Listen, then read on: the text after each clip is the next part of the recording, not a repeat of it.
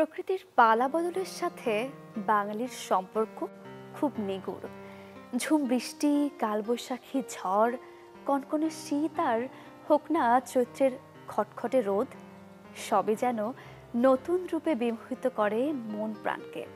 চৈত্রের এই শেষে এসে প্রকৃতি আবারও নতুন গল্পে ঋতুর পালা বদলে প্রস্তুত হচ্ছে। প্রকৃতির এই সাজ সবার জীবনে স্নিগ্ধতা ছড়াক, এই কামনায় শুরু করছি আজকের সকাল। শুভ সকাল, আমন্ত্রণ সকাল 24-এ। আজ মঙ্গলবার 25 চৈত্র 1431 বঙ্গাব্দ এবং 8 এপ্রিল 2025 খ্রিস্টাব্দ। আপনাদের সাথে আছি আমি সারিকা তাবাসসুম। দর্শক, বলছিলাম চৈত্রের একেবারে শেষের দিকে আমরা একটু জানবো চৈত্রের এই দিনে আবহাওয়া পরিস্থিতি কেমন, বিভিন্ন বিভাগগুলোর কি অবস্থা, সেই সাথে সাথে গেল 24 ঘন্টার রেকর্ডও আমরা জানবো। ঢাকায় সর্বোচ্চ তাপমাত্রা ছিল 35.5 ডিগ্রি সেলসিয়াস এবং সর্বনিম্ন তাপমাত্রা ছিল 21.8 ডিগ্রি সেলসিয়াস। রাজশাহীতে সর্বোচ্চ তাপমাত্রা ছিল 34.7 ডিগ্রি এবং সর্বনিম্ন তাপমাত্রা ছিল 22.8 ডিগ্রি সেলসিয়াস। রংপুরের সর্বোচ্চ তাপমাত্রা ছিল 33.8 ডিগ্রি সেলসিয়াস এবং সর্বনিম্ন তাপমাত্রা ছিল 23 ডিগ্রি সেলসিয়াস। ময়মনসিংহের সর্বোচ্চ তাপমাত্রা ছিল 31.4 ডিগ্রি সেলসিয়াস এবং সর্বনিম্ন তাপমাত্রা ছিল 21 ডিগ্রি সেলসিয়াস। সিলেটের সর্বোচ্চ তাপমাত্রা ছিল 31.7 ডিগ্রি সেলসিয়াস এবং সর্বনিম্ন তাপমাত্রা ছিল 18.5 ডিগ্রি সেলসিয়াস। চট্টগ্রামের সর্বোচ্চ তাপমাত্রা ছিল 34.3 ডিগ্রি এবং সর্বনিম্ন তাপমাত্রা ছিল 25.5 ডিগ্রি সেলসিয়াস। খুলনায় সর্বোচ্চ তাপমাত্রা ছিল 34.8 ডিগ্রি সেলসিয়াস এবং সর্বনিম্ন তাপমাত্রা রেকর্ড করা হয় 26 ডিগ্রি সেলসিয়াস। বরিশালে সর্বোচ্চ তাপমাত্রা ছিল 35 ডিগ্রি সেলসিয়াস এবং সর্বনিম্ন তাপমাত্রা ছিল 25.5 ডিগ্রি সেলসিয়াস। দেশের সর্বনিম্ন তাপমাত্রা রেকর্ড করা হয় সিলেটে 18.5 ডিগ্রি সেলসিয়াস এবং সর্বোচ্চ তাপমাত্রা রেকর্ড করা হয় ফেনীতে 37.6 ডিগ্রি সেলসিয়াস। আজ প্রায় সকল বিভাগের দু এক জায়গায় অস্থায়ীভাবে দমকা হাওয়া সহ বৃষ্টি অথবা বজ্রসহ বৃষ্টি হতে পারে। এছাড়া অন্যত্র অস্থায়ীভাবে আংশিক মেঘলা আকাশ সহ সারা দেশের আবহাওয়া প্রধানত শুষ্ক থাকতে পারে। সারা দেশে দিনের এবং রাতের তাপমাত্রা সামান্য বৃদ্ধি পেতে পারে। দর্শক, আবহাওয়া বার্তাটি তো জানছিলাম, এবার একটু বাগেরহাট থেকে ঘুরে আসব। বিশ্বের সর্ববৃহৎ ম্যানগ্রোভ সুন্দরবনে মধু আহরণ মৌসুম শুরু হয়েছে। মৌয়ালরা 1 এপ্রিল থেকে মধু আহরণ শুরু করেছেন। এই বিষয়ে আরো বিস্তারিত আমরা জানবো। আমাদের সঙ্গে এই মুহূর্তে বাগেরহাট থেকে যুক্ত হচ্ছেন সহকর্মী আরিফুল ইসলাম। আরিফুল ইসলাম, শুভ সকাল। মৌয়ালদের তো একটা উৎসব মুহূর্ত চলছে, যেহেতু মধু আহরণ শুরু হয়েছে 1 তারিখ থেকে। কেমন দেখছেন সেখানকার পরিস্থিতি?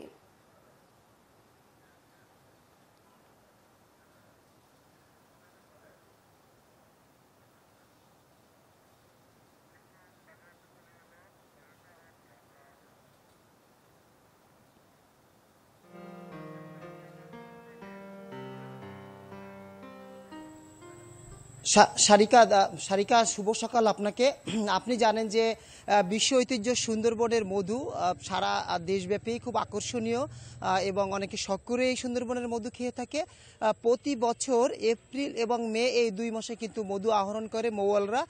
তো সেক্ষেত্রে পূর্ব সুন্দরবনের চাঁদপাই এবং শরণখোলা রেঞ্জে 47 জন মৌয়াল কিন্তু ইতিমধ্যে 4 তারিখে তারা মধু সংগ্রহের জন্য কিন্তু সুন্দরবনে চলে গিয়েছে। এবং এই সুন্দরবনে যেসব গাছের ফুল থেকে মধু আহরণ করা হয় সেটা হচ্ছে কৃপা, খলসি, বাইন, সুন্দরী, পশুর সহ বিভিন্ন গাছের ফুল থেকে কিন্তু মধু আহরণ করে থাকে।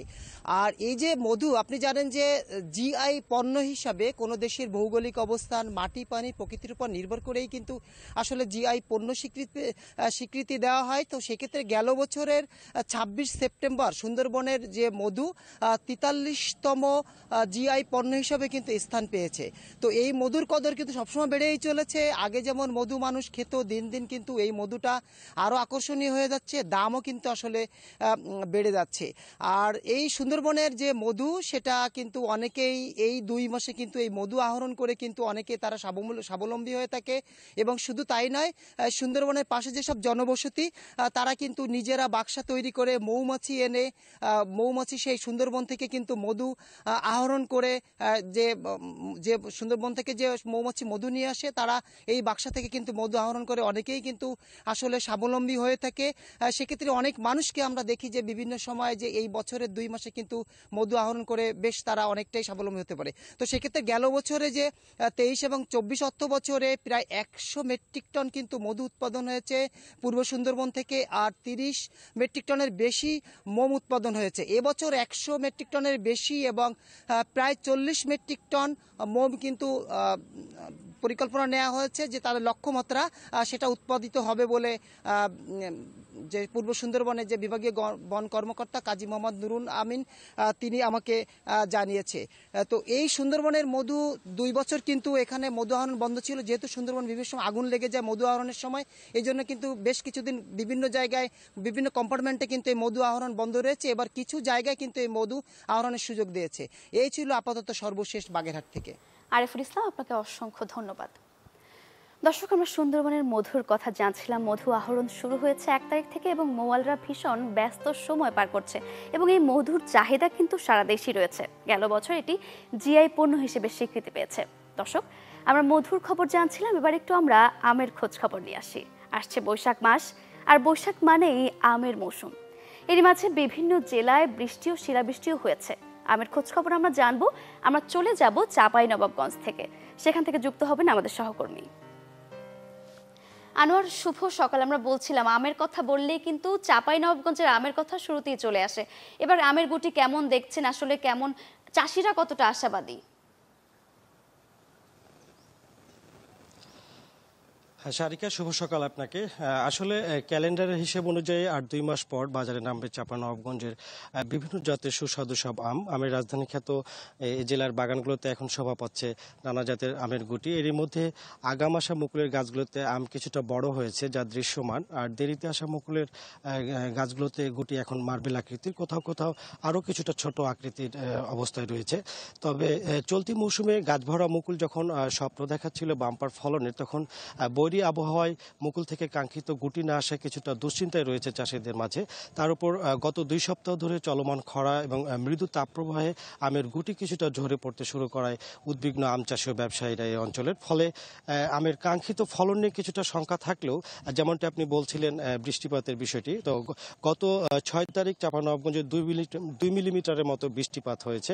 আর এই বৃষ্টিপাতে নতুন করে আশা জাগেছে চাষিদের মাঝে। আর এই আশা এবং যদি বলি শঙ্কার মধ্যেই চাষিরা ভালো ফলনের আশায় আমের গুটি রক্ষায় বাগানের বাড়তি যত্ন নিচ্ছেন। তো আম চাষি এবং বাগান মালিকদের সাথে আমরা কথা বলেছি, তারা যেমনটি বলছিলেন যে চলতি মৌসুমে গাছে গুটি আসার হার গড়ে 50%, কিন্তু অনুকূল আবহাওয়ায় যেভাবে মুকুল এসেছিল বাগানগুলোতে, তাতে 80% গুটি আসার কথা থাকলেও বিরূপ আবহাওয়া এবং গত মার্চ মাসে কয়েকদিন কুয়াশা এবং বসন্তের শুরুতে এক দফা বৃষ্টিপাত হয়, মুকুল থেকে গুটি আসার সময় এই বৃষ্টিপাতে মুকুল জ্বলে যায় এবং সে সাথে ছত্রাক এবং কিছুটা মাকড়ের আক্রমণে মুকুল থেকে কাঙ্ক্ষিত গুটি আসেনি। এবার এই অবস্থায় চলমান তাপপ্রবাহ দীর্ঘায়িত হলে ক্ষতিগ্রস্ত হবেন বলে তারা আমাদেরকে জানিয়েছেন। যদিও অনিয়ার হয়, এবার আমের বাণিজ্যিক একটা সম্ভাবনা রয়েছে। আর এই সম্ভাবনাকে কাজে লাগাতে আমের বিভিন্ন প্রক্রিয়াজাত পণ্য উৎপাদন এবং বিদেশে রপ্তানি বাড়াতে জেলার জোর দাবি জানিয়েছেন আম উদ্যোক্তারা। আর আমের গুটি ঝরে পড়া বন্ধে এবং ক্ষতিকর পোকা দমনে বাগানের সেচের পাশাপাশি কীটনাশক প্রয়োগের পরামর্শ দিচ্ছেন ফল বিজ্ঞানীরা। যদিও কৃষি বিভাগ বলছে যে গাছে এখনো যে পরিমাণ গুটি রয়েছে তাতে সামনে বড় কোনো প্রাকৃতিক দুর্যোগ না হলে এবার আমের ভালো ফলন হবে, এতে আম চাষী ও সংশ্লিষ্টরা লাভবান হবেন। আর কৃষি বিভাগ জানিয়েছে চলতি মৌসুমে জেলায় 37,504 হেক্টর জমিতে আমের চাষ হয়েছে এবং উৎপাদন লক্ষ্যমাত্রা নির্ধারণ করা হয়েছে প্রায় 4 লাখ মেট্রিক টন। তো সারিকা, এই ছিল চাঁপাইনবাবগঞ্জ থেকে আমের সবশেষ। আনোয়ার, আপনাকে অসংখ্য ধন্যবাদ। দর্শক, বাংলাদেশে যেসব ফল উৎপাদন হয় তার মধ্যে আমের চাহিদা কিন্তু সবচেয়ে বেশি এবং জনপ্রিয়তাও সবচেয়ে বেশি। আর চাঁপাইনবাবগঞ্জের আম দেশের গণ্ডি ছাড়িয়ে এর চাহিদা কিন্তু বিদেশেও রয়েছে। আমরা জানছিলাম সেখানকার আম উৎপাদন নিয়ে এবং কৃষকরা কিছুটা শঙ্কায় থাকলেও গেল 2 দিন আগে বৃষ্টি হওয়াতে কিছুটা আশাও সঞ্চয় হয়েছে তাদের মাঝে।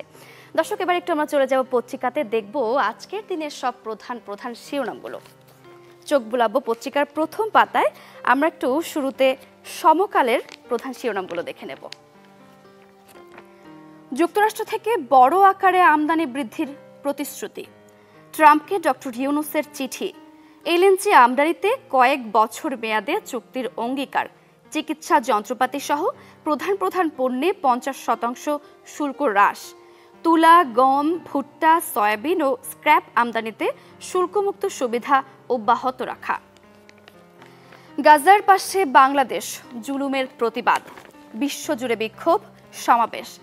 ফিলিস্তিনের গাজায় ইসরায়েলি বর্বরতার প্রতিবাদ এবং নিপীড়িত মানুষের প্রতি সংহতি জানিয়ে জেগে উঠেছে বাংলাদেশ।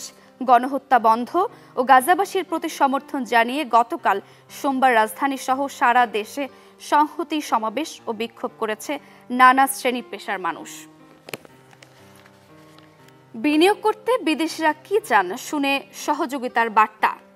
বিনিয়োগ সম্মেলন শুরু, চট্টগ্রামে কেইপিজেড এবং জাতীয় ইকোনমিক জোন পরিদর্শন।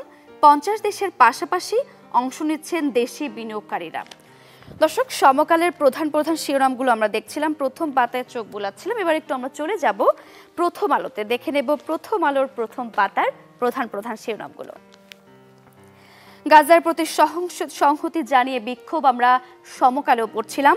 ইসরায়েলি আগ্রাসনের প্রতিবাদ, স্কুল, কলেজ, বিশ্ববিদ্যালয়ের শিক্ষার্থীরা বিক্ষোভ করেন। ক্লাস পরীক্ষা হয়নি অনেক বিশ্ববিদ্যালয়ে।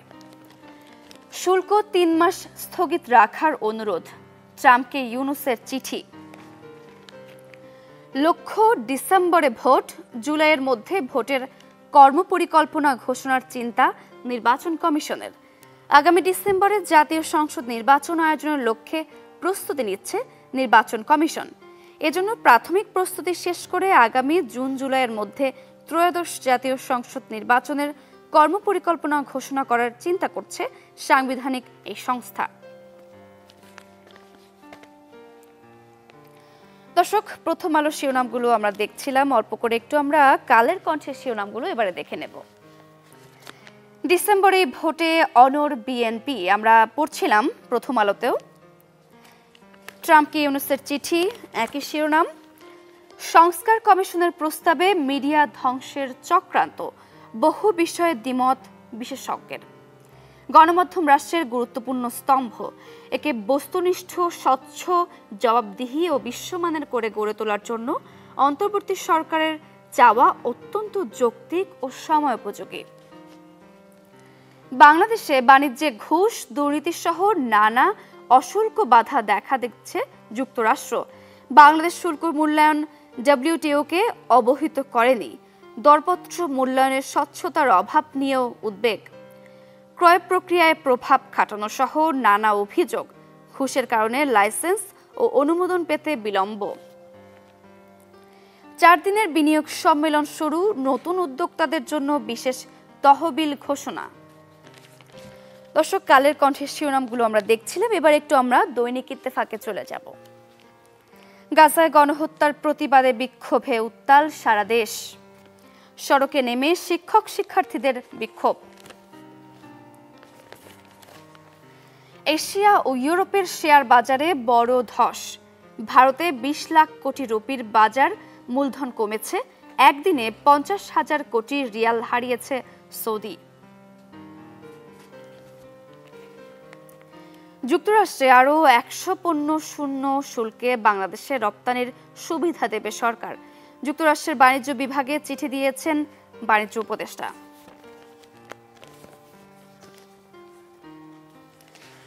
একটা গণবিজ্ঞপ্তি রয়েছে, জাটকা সংরক্ষণ সপ্তাহ 2025 দেখানো হয়েছে দৈনিক ইত্তেফাকে। দর্শক, দৈনিক ইত্তেফাকের পরে আমরা চলে যাব যুগান্তরে। সবশেষে আমরা যুগান্তরের শিরোনামগুলো দেখব।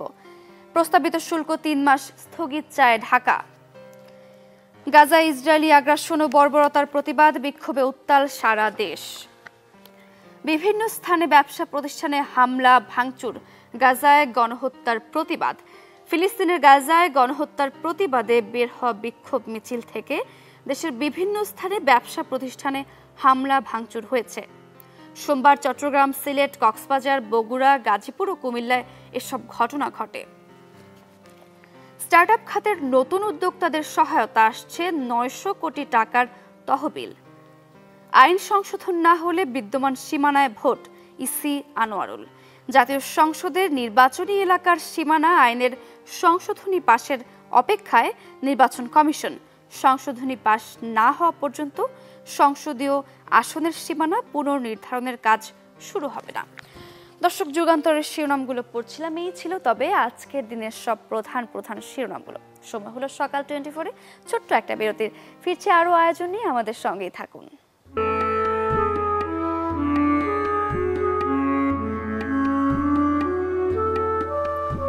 ফিরে এলাম বিরতির পর, আবারও আমন্ত্রণ সকাল 24-এ। দর্শক, বিরতির আগে আমরা দৈনিক ইত্তেফাক একটা গণবিজ্ঞপ্তি জানাচ্ছিলাম। জাটকা সংরক্ষণ সপ্তাহ 2025 সারা দেশে আজ থেকে শুরু হচ্ছে জাটকা সংরক্ষণ সপ্তাহ। নিষিদ্ধ জাল ব্যবহার, জাটকা ধরা বন্ধে অভিযান চালাবে প্রশাসন। আমরা আরও বিস্তারিত জানাবো। এই মুহূর্তে ভোলা থেকে আমাদের সঙ্গে যুক্ত হয়েছেন সহকর্মী আদিল হোসেন তপু। তপু, শুভ সকালে। যে জাটকা সংরক্ষণ সপ্তাহ শুরু হয়েছে আজ থেকে, এটা কতটা কার্যকর হয়েছে এবং জেলেরা বিকল্প আয়ের উৎস বের করেছে কিনা, প্রশাসনের পক্ষ থেকে কোনো ব্যবস্থা নেওয়া হয়েছে কিনা? শারিকা, শুভ সকাল। মূলত ঝাটকা ধরা বন্ধ হলে বাড়বে ইলিশ, পাবে ইলিশ জাল ভরে, এই স্লোগানকে সামনে রেখে আজ থেকে 7 দিন এই ঝাটকা সংরক্ষণ সপ্তাহ শুরু হয়েছে। মূলত ইলিশ উৎপাদন বৃদ্ধির লক্ষ্যে এই কার্যক্রমটি পরিচালিত হবে। উপকূলীয় জেলা ভোলার কিন্তু 190 কিলোমিটার এলাকা জুড়ে কিন্তু ইতিমধ্যেই কিন্তু 2 মাসের নিষেধাজ্ঞা চলমান রয়েছে। তারই মধ্যে একটি 7 দিনে এই অভিযানটি মূলত পরিচালনা হবে। এর মাধ্যমে নদীতে যেসব অবৈধ জাল রয়েছে কিংবা যারা যেসব জাল বিক্রি করেন বা যারা তৈরি করেন সেই সব জালের বিরুদ্ধে তারা কিন্তু অভিযান পরিচালনা করা হবে এই 7 দিন। এর পাশাপাশি বিভিন্ন ঘাটগুলোতে মৎস্য অবতরণ কেন্দ্র, মৎস্য ঘাট, সেখানকার জেলেদেরকে নিয়েও কিন্তু এই সময় তারা কিন্তু প্রচার পরিচালনা চালাবেন। এর অর্থ হচ্ছে যে এই সময়টিতে যেন কেউ ইলিশ মজুত না করা হয়, কেউ যেন ইলিশ পাচার না করে, সেটির দিকে তারা কিন্তু পরিচালনা করবেন অভিযান। যদি এটি সঠিকভাবে করতে পারে তাহলে ইলিশের উৎপাদন বাড়া যাবে, তখন কিন্তু ইলিশের বাজারে এটি প্রভাব পড়বে, দাম কমে আসবে, মানুষের নাগালে কিন্তু ইলিশ মাছটি পাবেন। তো সেটি কিন্তু কার্যক্রমের লক্ষ্যে কিন্তু এই সরকার প্রতি বছর নেয়, এবছরও এটি পরিচালনা করবেন। এবং এই জেলা কিন্তু প্রায় 1,70,000-এর মতো নিবন্ধিত জেলে রয়েছেন, তারা কিন্তু এই সময়টিতে মাছ ধরা থেকে একরকম বিরত রয়েছে। কিন্তু এর বাহিরেও রয়েছে প্রায় 1.5 লক্ষাধিকের মতো জেলে এবং এর সাথে যারা বিভিন্নভাবে জড়িত আছে, তাদেরকেও যেন ইলিশের এই উৎপাদন যদি বৃদ্ধি করে তাহলে আগামী দিনে তারা কিন্তু ইলিশ মাছ পাবে, তখন অর্থনৈতিক ক্ষেত্রে যেমন একটি বড় ভূমিকা রাখবে। যারা ইলিশ পেশার সাথে জড়িত রয়েছেন তারাও কিন্তু ইলিশ ধরে বিক্রি করে বা বিক্রি করে তারাও কিন্তু আর্থিকভাবে লাভ হবে। এটির জন্যই মূলত এই 7 দিনের এই সচেতনমূলক এই ক্যাম্পিং এর অংশ হিসেবে তারা কিন্তু সরকার এটি পরিচালনা করছেন। তো ভোলা সহ 5টি অভয়াশ্রমে এই অভিযানটি পরিচালনা করা হবে। জেলায় আজকে কিন্তু একটি মত বিনিময় সভা রয়েছে চরপেশন উপজেলায় জেলেদের নিয়ে এই জাটকা সংরক্ষণ সপ্তাহ বাস্তবায়ন করার জন্য, এবং সব মিলিয়ে বলা যায় যে এটি একটি সময়োপযোগী উদ্যোগ এবং এটিকে সফল করার জন্য মৎস্য বিভাগ, প্রশাসন সবাই একসঙ্গে কাজ করবেন বলে জানিয়েছেন। শারিকা, এই ছিল ভোলা থেকে। তবু ধন্যবাদ আপনাকে। আমরাও চাই জাটকা সংরক্ষণ সপ্তাহ সফল হোক। দর্শক, ভোলা থেকে আমাদের সঙ্গে যুক্ত হয়েছিলেন সহকর্মী আদিল হোসেন তপু। এবারে একটি চমৎকার তথ্য দেই আপনাদের। প্রথম বাংলাদেশি হিসেবে এবার পৃথিবীর 10ম সর্বোচ্চ পর্বতচূড়া অন্নপূর্ণা 1 জয় করলেন বাবর আলী। গতকাল তিনি 26,545 ফুট উচ্চতার এই পর্বতচূড়ায় লাল সবুজের পতাকা ওড়ান। একথা নিশ্চিত করেছেন অভিযানের সমন্বয়ক ফারহান জামান। নেপালের অন্নপূর্ণা 1 পর্বত পৃথিবীর শীর্ষ কয়েকটি বিপদসংকুল পর্বতচূড়ার অন্যতম। চট্টগ্রামের ছেলে বাবর পেশায় চিকিৎসক। তিনি গত বছর প্রথম বাংলাদেশি হিসেবে একসাথে সর্বোচ্চ পর্বতশৃঙ্গ এভারেস্ট ও 4র্থ শীর্ষ পর্বত লোৎসে জয় করেন।